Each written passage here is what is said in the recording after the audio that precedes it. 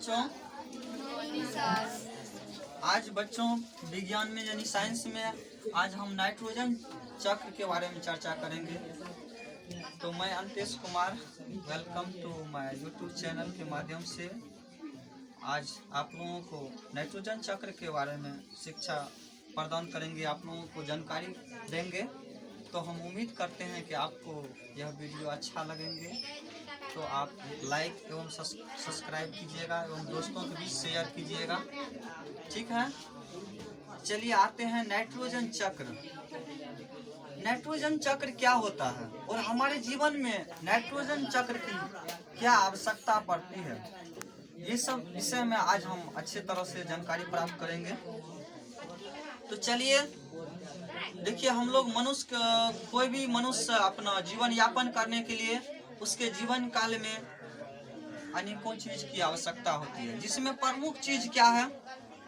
पहले है भोजन, कपड़ा और मकान। अगर मान चलो ये प्रमुख तीन चीज का होना जरूरी है, उसके बाद जो है और सब चीज का जरूरत होती है। तो आइए हम देखते हैं। क्वेश्चन है, नाइट्रोजन चक्र से आप क्या समझते हैं? मतलब नाइट्रोजन चक्र क्यों होता है, इसके विषय में हम लोग कैसे हो जाता है, इसके विषय में हम अभी देख रहे हैं। तो यहाँ हमने लिखे हैं नाइट्रोजन के पुनः चक्रण को, मतलब नाइट्रोजन जो हमारे वायुमंडल में जो नाइट्रोजन है उसके पुनः चक्रण को नाइट्रोजन चक्र कहते हैं।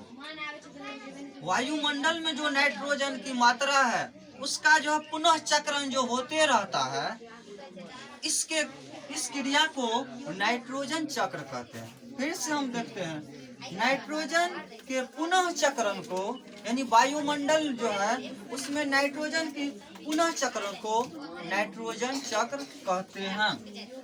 चलिए अब हम देखते हैं इसके फिगर के माध्यम से। हमने यहाँ लिखे हैं वायुमंडलीय नाइट्रोजन।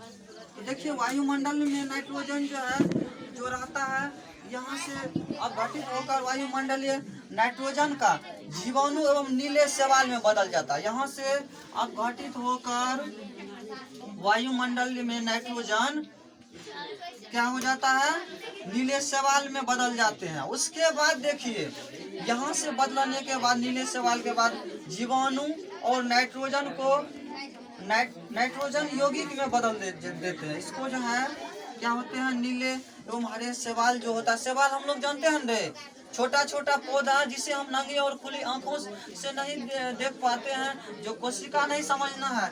शैवाल जो हमारे किसी जो है जैसे पानी यार का कजली रहता है वहाँ पाया जाता है, किसी समुद्र में, बड़े बड़े समुद्र में घास के रूप में जो पाया जाता है वो शैवाल हुआ। उसके बाद क्या हुआ, यहाँ जीवाणु और नाइट्रोजन को क्या होता है, नाइट्रोजन यौगिक में बदल देता है। उसके बाद ये नाइट्रोजन यौगिक क्या करता है कि मिट्टी में उपस्थित नाइट्रोजन यौगिक बन जाता है। मिट्टी में जो है उपस्थित नाइट्रोजन यौगिक बन जाता है। इसके बनने के उपरांत कोई भी जीव जो है क्या है, जीवन यहाँ लिखे हैं, जीवाणु नाइट्रोजन यौगिक को गैसीय रूप में बदल देता है। क्या करता है, नाइट्रोजन को गैसीय रूप में बदल देता है और बदलने के बाद पुनः जो ये कहाँ चला जाता है, वायुमंडल में चला जाता है। वायुमंडल में चले जाते हैं। फिर यहाँ से देखिए हमारे मिट्टी में जो है क्या होते हैं, पेड़ पौधे जो है, मतलब पेड़ पौधे मिट्टी में, जमीन पर पेड़ पौधे जो है, अनेक सारे पेड़ पौधे, हरे पेड़ पौधे लगे हुए हैं। और पेड़ पौधों से हम लोग क्या करते हैं, श्वसन की क्रिया करते हैं, सांस लेते हैं। नहीं हो, हम लोग क्या करते हैं, सांस लेते हैं। और सांस लेने के क्रम में हम लोग क्या करते हैं, ऑक्सीजन ग्रहण करते हैं और कार्बन डाइऑक्साइड को क्या करते हैं, छोड़ते हैं। तो यहाँ देखिए पेड़ पौधे द्वारा अवशोषण होता है, और पेड़ पौधे अवशोषण होने के बाद क्या होता है, जीव जंतु को भोजन, ये पेड़ पौधा जब हम लोग का भोजन कहाँ से मिलता है, जैसे हम लोग कोई फसल लगाते हैं, धान लगाते हैं, गेहूँ लगाते हैं, उसके द्वारा हम लोगों को भोजन मिलता है। उसके बाद फिर देखिए जब भोजन के उपरांत कोई भी जीव जंतु, गाय भैंस बकरी, वो सब भी क्या होते हैं, इसी पृथ्वी पर रहते हैं और क्या करते हैं, अपना भोजन वो भी ग्रहण करते हैं।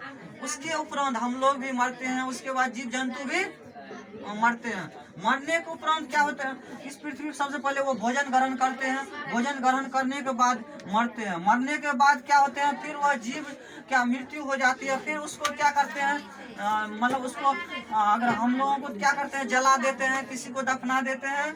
और लेकिन जीव जंतु को क्या करते हैं, उसको भी जमीन के भीतर जो है गाड़ देते हैं, उसको भी जमीन के भीतर गाड़ देते हैं। गाड़ने के बाद जो उसमें जमीन के भीतर क्या हो जाता है, वाष्पीकरण क्रिया होता है, और इस क्रिया के जरिए वह मिट्टी में मिल जाता है। और यहाँ से मिलने के बाद उपरांत फिर वह जो है वाष्पित होकर जो है कहाँ चले जाते हैं, वायुमंडल में चले जाते हैं। इस पुनः चक्रण को हम जो है क्या कहेंगे, नाइट्रोजन चक्र कहते हैं।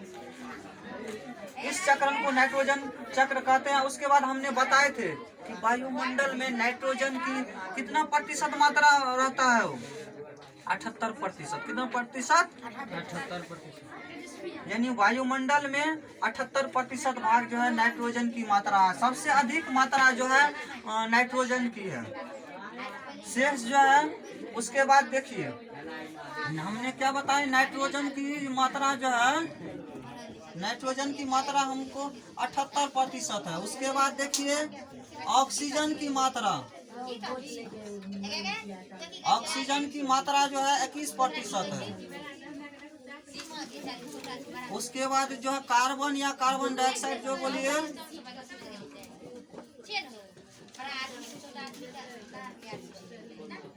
कार्बन की मात्रा 0.03% है। इस प्रकार से हमने आज नाइट्रोजन चक्र से संबंधित यानी शिक्षा ग्रहण किए। अगर आपको यह वीडियो अच्छा लगेंगे, लाइक एवं सब्सक्राइब जरूर कीजिएगा। फिर हम अगले क्लास में मिलेंगे। Thank you, bye bye.